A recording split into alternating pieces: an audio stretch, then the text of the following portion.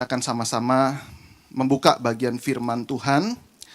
Kita akan merenungkan bersama-sama dari Kolose pasal yang ketiga. Surat Kolose pasal yang ketiga, ayat yang pertama hingga ayat yang ke-10.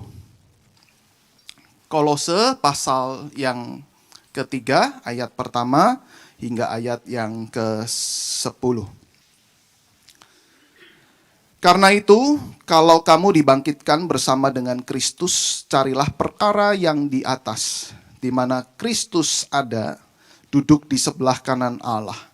Pikirkanlah perkara yang di atas, bukan yang di bumi. Sebab kamu telah mati, dan hidupmu tersembunyi bersama dengan Kristus di dalam Allah. Apabila Kristus yang adalah hidup kita menyatakan diri kelak, kamu pun akan menyatakan diri bersama dengan Dia dalam kemuliaan. Karena itu matikanlah dalam dirimu segala sesuatu yang duniawi, yaitu percabulan, kenajisan, hawa nafsu, nafsu jahat, dan juga keserakahan yang sama dengan penyembahan berhala.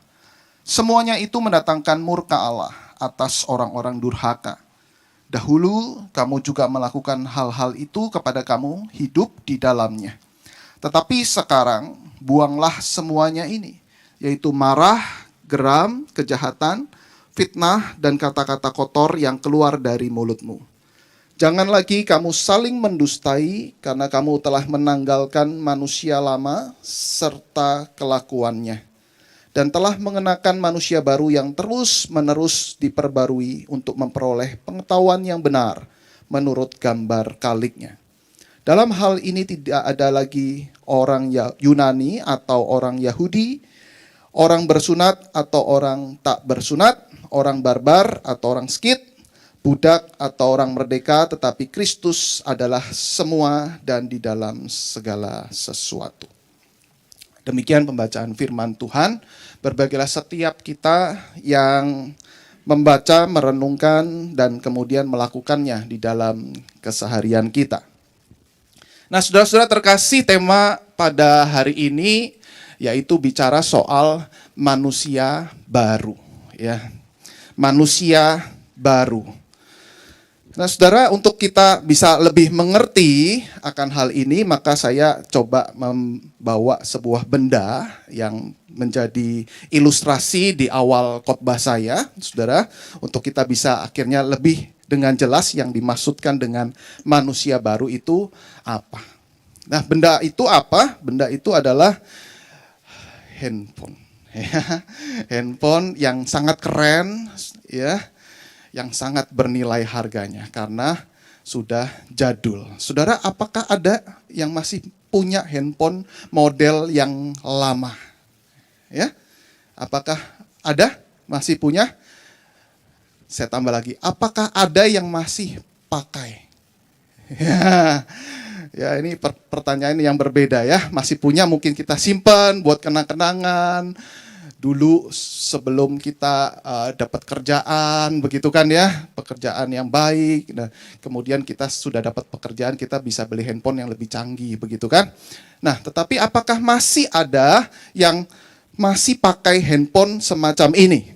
Ya, kemungkinan besar jawabannya tidak ada. Nah, handphone ini sudah matot, saudara, alias mati total, sudah rusak. Ya, jadi kalau seandainya saya pakai ini, masih pakai handphone tersebut, lalu kemudian mati total, dan kemudian saya tidak bisa bekerja, tidak bisa dikontak atau mengkontak orang lain, pekerjaan menumpuk, kira-kira yang harus saya lakukan apa? Kalau saudara jadi saya, pertama, saya bawa ke tempat jasa servis, benerin. Ya, dengan harga yang tidak murah tentunya. Atau yang kedua, saudara, lem biru, lempar beli baru, ya, ganti dengan smartphone.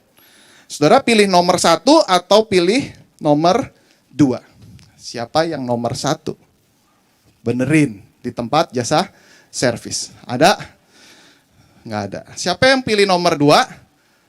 Ya, kebanyakan kita pilih nomor 2. Jadi saudara dan saya juga memilih nomor 2. Ya, jadi Kalau ini mati total, gampang solusinya yaitu lempar, beli baru ya. Nah saudara-saudara, kalau itu yang terjadi di dalam kehidupan kita, saya mau kaitkan dengan manusia yang baru, saudara, ketika kita rusak, ya hidup kita sudah rusak, kita mati total, saudara ya, rusak total, hancur di dalam dosa, saudara. Ketika Tuhan memilih, kalau gitu lem biru, lempar, beli baru, saudara, habislah semuanya. Tuhan ciptakan manusia yang baru, ya, kemudian manusia yang lama sudah disingkirkan. Buat apa? Ya, untuk dibereskan, apalagi harus direparasi dengan harga yang sangat mahal. Nah, tetapi Tuhan kita sungguh luar biasa, saudara. Jadi ketika kita bicara soal manusia baru, justru Tuhan tidak lempar beli baru, saudara. Tetapi justru Tuhan melahirbarukan, nyalakan manusia yang lama tersebut, lalu direparasi, diperbaiki.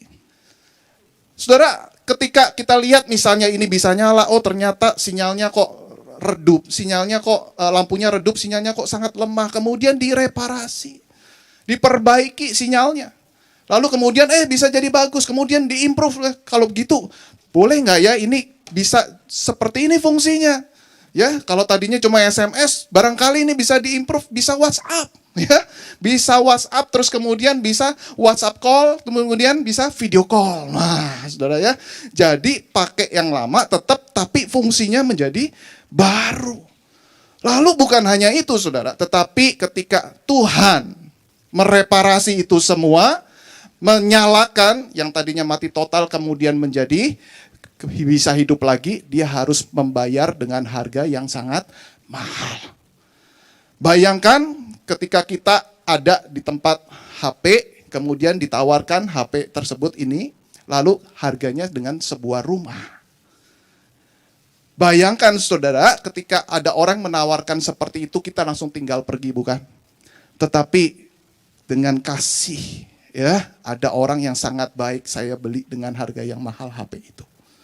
Dengan harga sebuah rumah yang mewah, saya mau beli harga ini, HP ini dengan harga yang mahal. Itulah yang dimaksudkan dengan bagaimana Tuhan mereparasi manusia yang baru.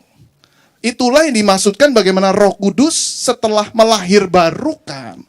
Kemudian Roh Kudus juga bekerja, saudara, untuk bisa masing-masing onderdil di dalam ini menjadi baik dan semakin canggih. Nah, saudara-saudara yang terkasih, di dalam bagian ini, saudara, ini namanya proses sanctification atau pengudusan. Nah, maksudnya apa? Maksudnya adalah ketika kita bicara soal lahir baru, 100% itu adalah perbuatan Roh Kudus. 100%. Tetapi, saudara, di bagian ini, saudara, Tuhan meminta kita untuk bekerja sama. Tuhan meminta kita untuk bekerja sama, untuk sama-sama yuk mereparasi.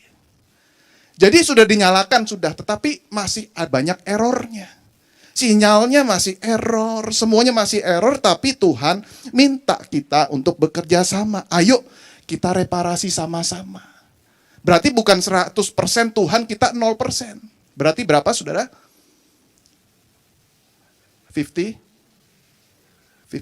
Bukan. Kalau kita berpandangan 50-50, salah. Mari kita lihat 1 Korintus 15 ayat yang ke-10. Saya akan bacakan. 1 Korintus 15 ayat yang ke-10. Tetapi karena kasih karunia Allah, aku adalah sebagaimana aku ada sekarang. Dan kasih karunia yang dianugerahkannya kepadaku tidak sia-sia. Sebaliknya aku telah bekerja lebih keras daripada mereka semua.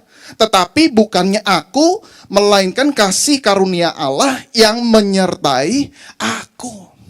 Saudara perhatikan di sini Rasul Paulus berkata bahwa aku telah bekerja lebih keras. Artinya apa? Rasul Paulus mengupayakan 100%. Lalu kemudian bukan karena aku, tetapi kasih karunia Allah yang menyertai aku. Berarti juga kasih karunia Allah 100%. Jadi bukan 50-50, saudara, tetapi 100%, 100%. Maka Tuhan juga mengajak setiap kita. Bukan hanya Rasul Paulus. Roh Kudus juga mengajak kita untuk berkolaborasi. Ayo kita perbaiki bersama-sama. Manusia lama kita perbaiki sama-sama, kemudian menjadi manusia yang baru 100%, kemudian Tuhan juga berpartisipasi 100%. Kita mau memberikan berapa? Kita memberikan semakin maksimal, Tuhan juga bekerja semakin maksimal. Oleh karena itu ada banyak anak Tuhan yang hidupnya tidak bertumbuh karena dia tidak memberikan dengan maksimal. Hanya memberikan 10%. Lalu begitu kemudian berkata bahwa rohani saya kok tidak bertumbuh. Kok sepertinya saya nggak dekat sama Roh Kudus, karena memang dia nggak mau dekat sama Roh Kudus. Nah itu sebabnya kita akan berikan 100%, Tuhan juga bekerja 100%. Nah kalau begitu gimana caranya? Nah saudara, maka ketika kita melihat, kalau misalnya beli gadget, begitu kan, selalu ada buku manualnya. Bagaimana caranya? Pelajari dulu buku manualnya. Ya, ada beberapa hal untuk kita bisa pikirkan bersama-sama. Saudara, yang pertama, saudara, dari buku manual firman Tuhan ini, setidaknya, saudara, dikatakan bahwa kita harus pikirkanlah perkara rohani. Pikirkanlah perkara rohani. Nah, manusia itu adalah makhluk yang berpikir. Saudara pikir bagaimana caranya kita tidak berpikir. Maka kita tidak mungkin, saudara, kalau kita tidak berpikir. Ketika kita tidak memikirkan A, berarti kita memikirkan yang B. Manusia selalu berpikir. Nah pertanyaannya adalah, apa yang kita pikirkan? Ya dikatakan dalam firman Tuhan, pikirkanlah perkara di atas tadi, bukan yang di bumi. Maksudnya apa? Apakah kita lihat buku manual, lalu kita lupa menginjak bumi? Sudah seringkali ini juga bisa tersandung, bukan? Kenapa ngelihatnya ke atas terus? Tetapi saudara, dalam bagian firman Tuhan yang lain kita bisa melihat di sini maksudnya pikirkanlah perkara yang di atas itu seperti apa. Filipi 4 ayat yang ke-8. Dikatakan dalam firman Tuhan, jadi akhirnya saudara-saudara, semua yang benar, semua yang mulia, semua yang adil, semua yang suci, semua yang manis, semua yang sedap didengar, semua yang disebut kebajikan dan patut dipuji, pikirkanlah semua itu. Semua yang benar, jelas tentang firman Tuhan. Pikirkanlah semua itu, semua yang mulia tentang atribut-atribut Allah, semua yang adil. Pikirkanlah tentang perbuatan Allah yang ajaib. Saudara, semakin kita berpikir untuk hal rohani akan memberikan ketenangan bagi jiwa kita.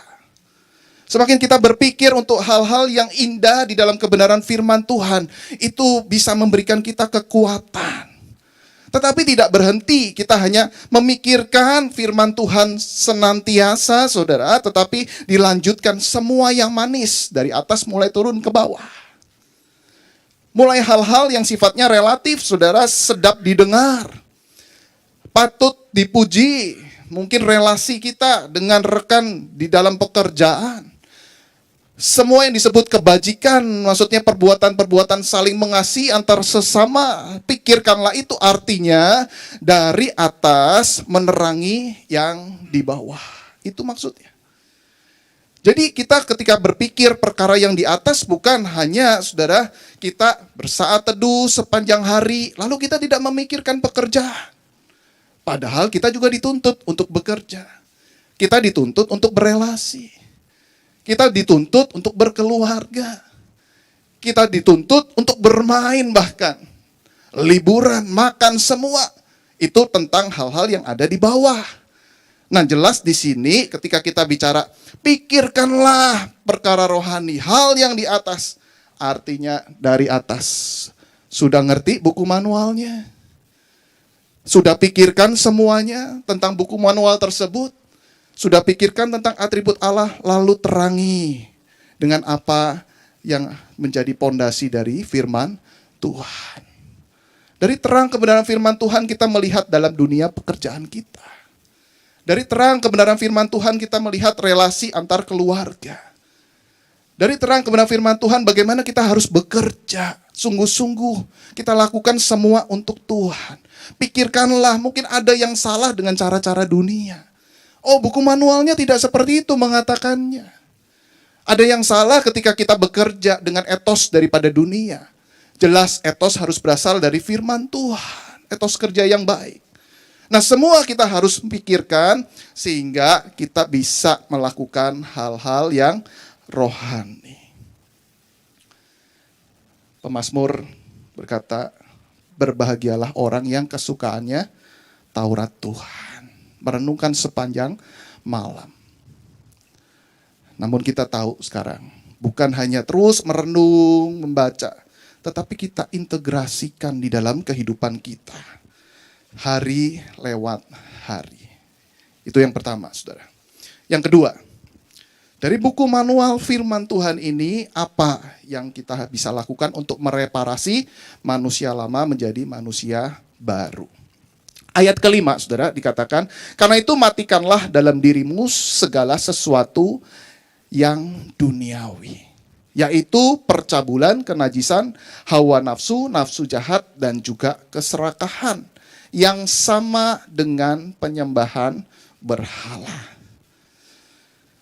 Nah, saudara-saudara, menarik kalimat atau kata yang digunakan oleh Paulus bukan jangan pikir perbuatan dosa, jangan.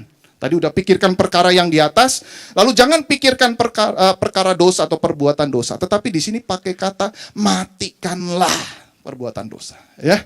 Matikanlah perbuatan dosa. Nah, maksudnya apa? Matikanlah perbuatan dosa. Seorang bernama John Owen itu berpendapat begini, mematikan perbuatan dosa itu bukan menghilangkan dosa sama sekali, ya. Apalagi kita masih hidup di dalam dunia ini, kita masih bisa berbuat dosa. Jadi artinya bukan dihilangkan sama sekali, dicabut sama sekali, lalu kita jadi malaikat, saudara.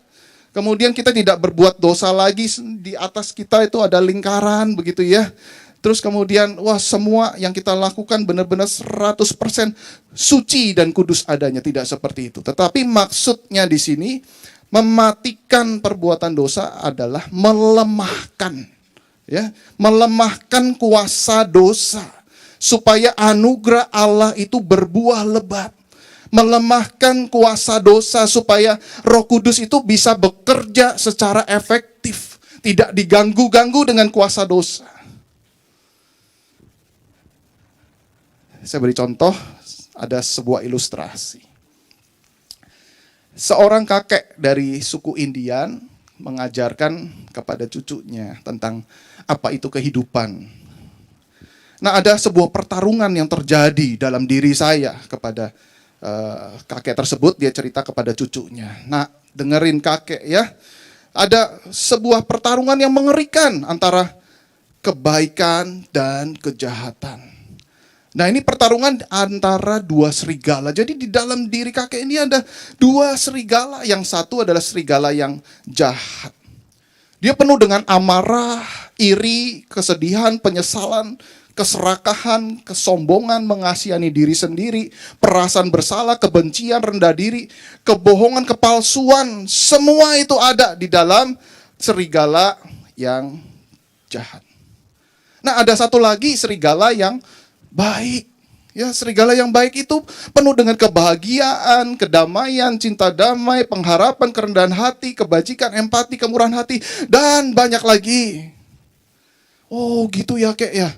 Luar biasa ya pertarungan, luar biasa. Ya, antara yang baik dan yang jahat saling bertarung, ya, cakar-cakaran begitu ya. Yang satu ngumpet, yang satu cariin. Wah, saking serunya si anak itu langsung pengen tahu endingnya. Kek, yang menang siapa? Ya, ceritanya seru sih, Kek, tapi pengen tahu yang menang itu yang mana, kira-kira begitu kan?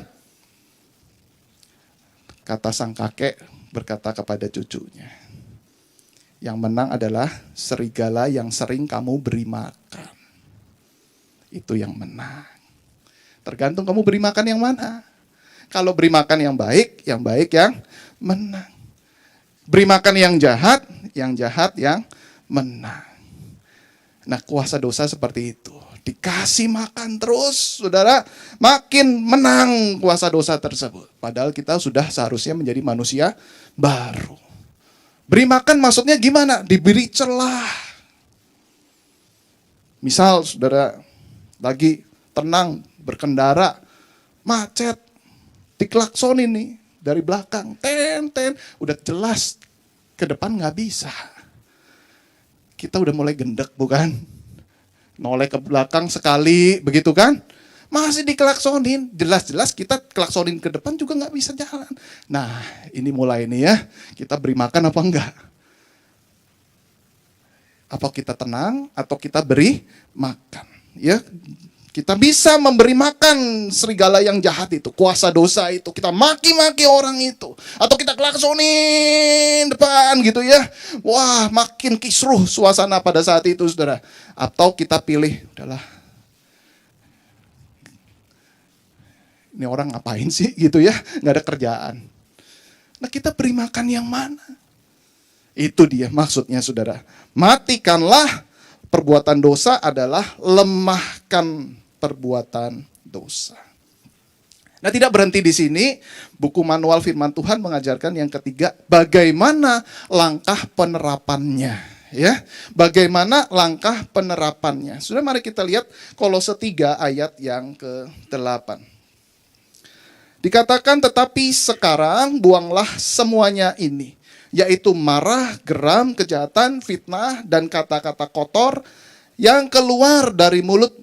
Jangan lagi kamu saling mendustai, karena kamu telah menanggalkan manusia lama serta kelakuannya. Nah, saudara, menarik di sini. Di awal itu perbuatan dosa yang dimunculkan oleh Paulus yang harus dibuang, yaitu marah. Nah, ini menarik, saudara ya. Marah bagi sebagian orang, oh itu biasa. Ya, tetapi ini sepertinya penting sekali Rasul Paulus memasukkan di kalimat atau di kata yang pertama. Nah, setelah marah kemudian apa? Geram. Apa bedanya marah dengan geram? Apa bedanya? Ya, makin marah dibiarkan menjadi geram.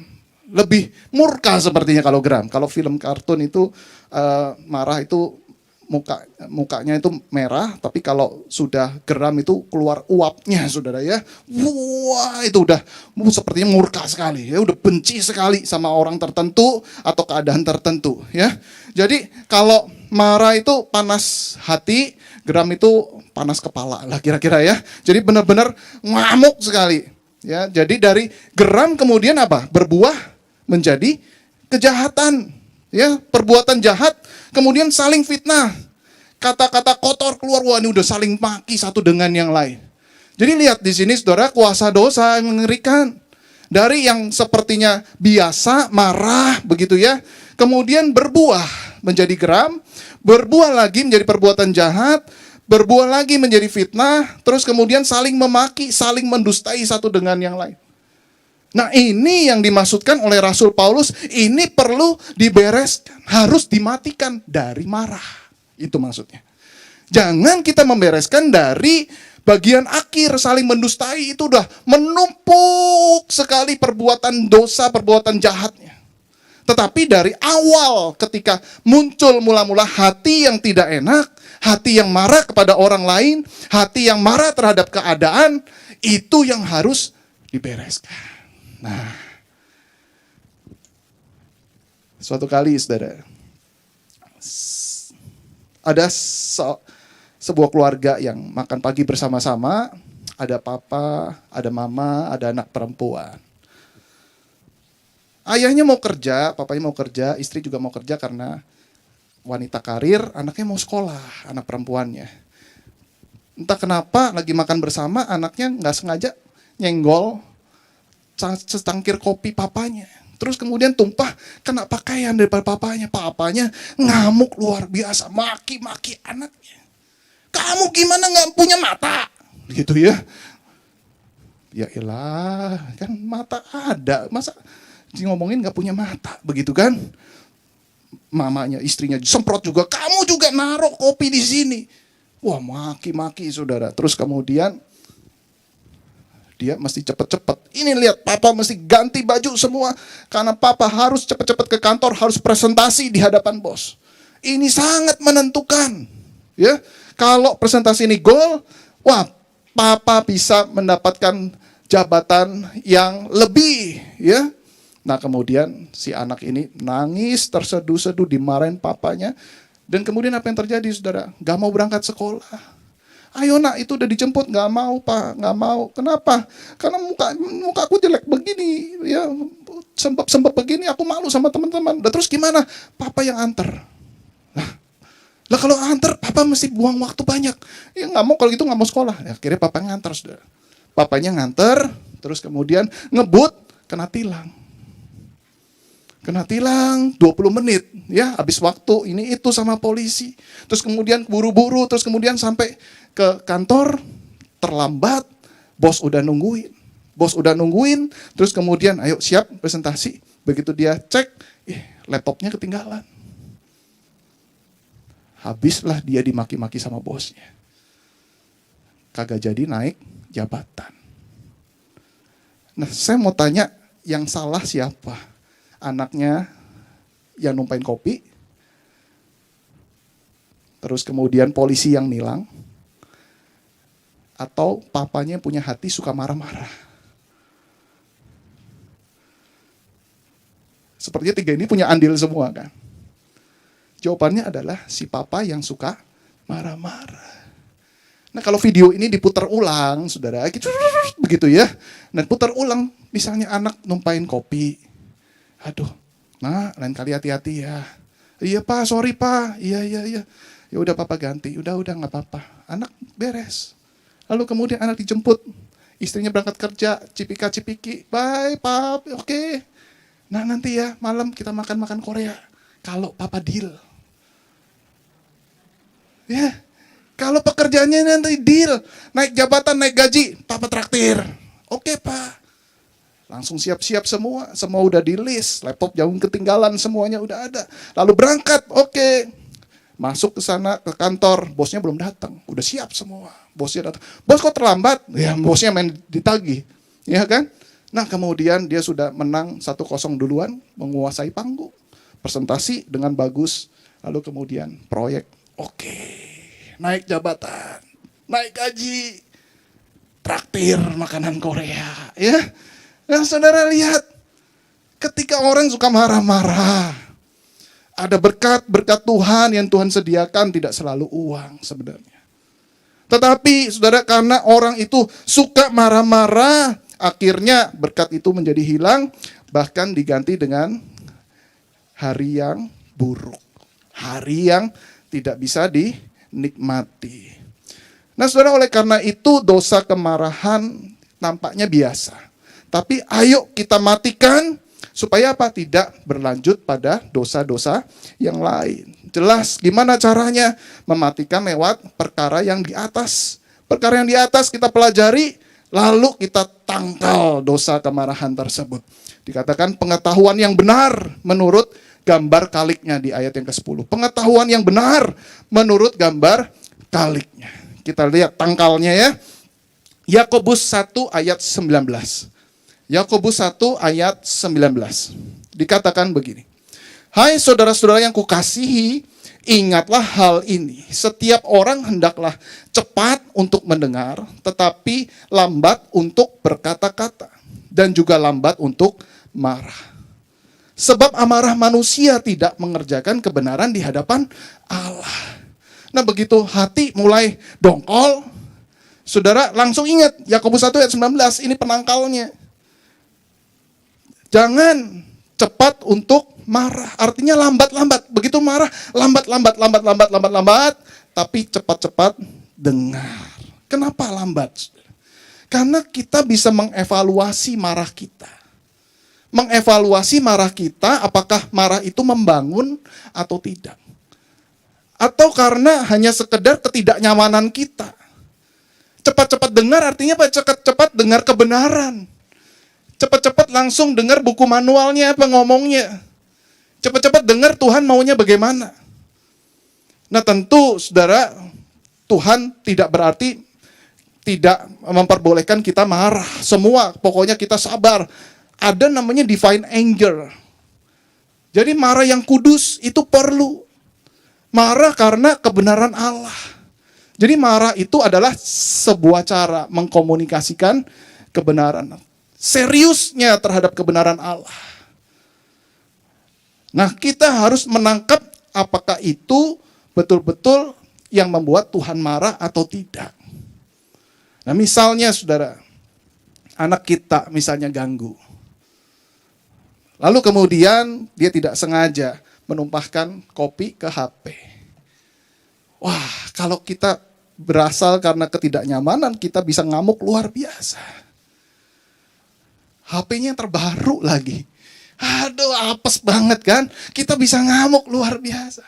Tapi kalau misalnya anak kita nonton YouTube begitu ya, terus kemudian dia lihat hal yang tidak benar, apakah kita marah?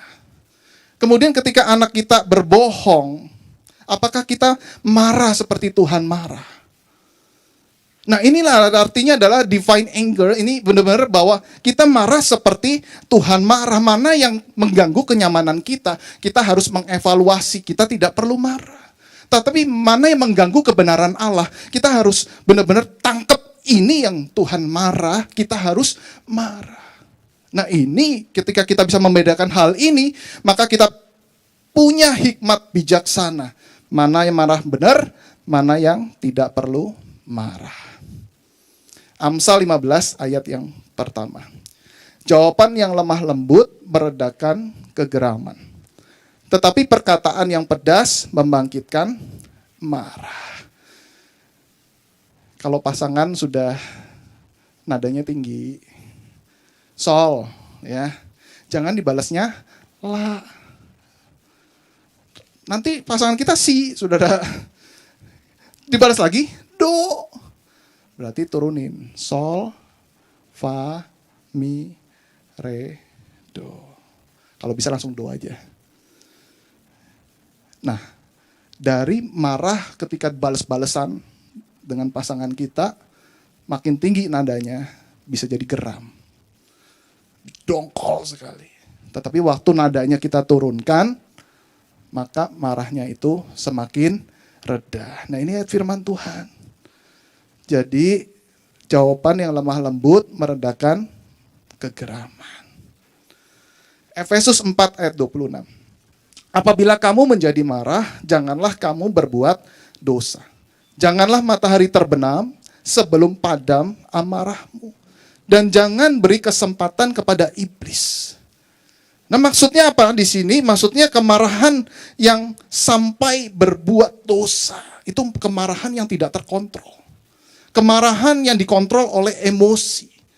Jadi makin kita mengikuti emosi kita, makin punya celah iblis itu memfollow up. Makin ditambah-tambahkan sehingga apa? Kemarahan itu makin lama makin meledak. Lalu kita makin mengikuti, melampiaskan emosi kita. Nah, oleh karena itu jangan sampai matahari terbenam. Beresin. Tenang dulu ya. Jangan kasih kesempatan kepada iblis. Lah Pak, itu menjengkelkan sekali. Orang itu hidup lagi gitu ya. Roma 12 ayat 19. Roma 12 ayat 19. Saudara-saudaraku yang kekasih, janganlah kamu sendiri menuntut pembalasan. Tetapi berilah tempat kepada murka Allah, sebab ada tertulis, pembalasan itu adalah hakku. Akulah yang akan menuntut pembalasan. Firman Tuhan. Saudara percaya Allah adil, Allah bijaksana, Allah berkuasa. Serahkan pembalasan kepada Allah. Dengan lambat-lambat kita jangan-jangan sebenarnya kita juga ada salah sama orang tersebut. Makanya jangan cepat-cepat marah. Kita menilai diri juga. Kalau kita jadi dia, mungkin kita juga dongkol luar biasa. Nah, tetapi ketika benar-benar orang tersebut punya andil 100%, membuat ketidakadilan, membuat kita disakiti, saudara serahkan pembalasan kepada Allah. Allah akan bertindak dan menuntut pembalasan. Dan jangan lupa saudara, kita pernah menjadi musuh Allah. Allah kalau ngelihat kita, Tuhan kita melihat kita itu mungkin sebelnya luar biasa. Kita orang yang menyebalkan, orang yang gak bisa diatur, orang yang gak mau dengar, dikasih dengar firman Tuhan, besok lagi kembali lupa. Jengkelin gak? Kalau Allah ngelihat kita, jengkel sekali. Dia di saat tubuhnya tergantung di atas kayu salib, tidak ada kesalahan sedikit pun, tidak ada andil apapun yang membuat dia tergantung di atas kayu salib. Tetapi tidak ada kata makian, tidak ada kata cacian, tetapi justru berkata, ya Bapa, ampunilah mereka. Sebab mereka tidak tahu apa yang mereka perbuat. Demikian Tuhan mengampuni kita. Yang tadinya musuh Allah. Dan mungkin waktu kita di sana, kita juga akan teriak, salibkan dia. Salibkan dia. Tetapi Yesus Kristus justru mengampuni setiap kita. Tidak membalas makian dengan makian. Tetapi justru membalas dengan kasih dan pelukan. Dan bukankah saudara kita sebagai murid-murid Tuhan, harusnya kita juga melakukan hal demikian kepada orang yang menyakiti kita. Yang membuat kita marah, membuat kita benci, kita doakan. Dan biarlah Tuhan juga mengubahkan kita untuk kita bisa mengampuni orang-orang yang bersalah kepada kita. Apakah ciri-ciri ini ada di dalam manusia baru dari setiap saudara dan saya? Apakah kita makin sering marah-marah waktu kita sudah kenal Tuhan, atau kita makin berkurang marah-marah kita? Apakah kita makin mudah mengampuni orang lain? Apakah kita makin bisa mematikan perbuatan dosa, menangkal dengan firman Tuhan? Harusnya kita makin bisa, karena Roh Kudus bekerja di saat kita bekerja. Mari kita tunduk kepala, mari kita tenang.